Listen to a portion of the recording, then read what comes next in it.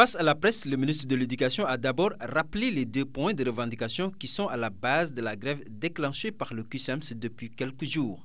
Selon lui, le CUSEMS demande le doublement du prime de relèvement du taux horaire appelé communément URD et une augmentation de l'indemnité de logement. Voilà les 2 revendications principales du CUSEMS. Et à partir de ces 2 revendications, on n'a jamais vu ça dans le monde.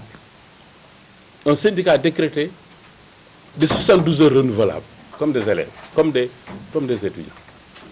72 heures renouvelables. 7e plan d'action, 8e plan d'action, 20e plan d'action.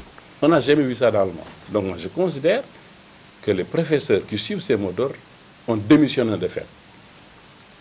Ils ont de fait démissionné. C'est pourquoi nous notons tout. Et le moment viendra où il faudra agir. Nous ne créons pas les conditions de perturbation, mais nous notons bien les choses. Nous notons que ces mêmes professeurs, je peux citer 4 types de harmat. Oui, dans les lycées et collèges. Un professeur, comme par exemple au lycée de Stade de l'Amitié, il devrait à 10 heures, ils rappellent leurs élèves privés qui donnent 10 000 francs par mois, des parents qui ont pris, ils continuent à faire cours pour ces élèves, matin et soir, pour des élèves qui ont de l'argent, pour des élèves dont les parents donnent 10 000 francs par mois.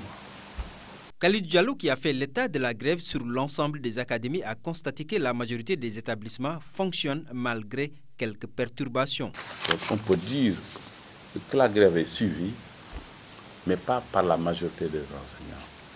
L'extrême majorité des enseignants ne suit pas cette grève au niveau des professeurs. Mais je pense que quand on a un suivi national, un taux national de suivi de grève de l'ordre de 25 à 30%, pour moi c'est important. Même si c'était un seul élève, c'est très important.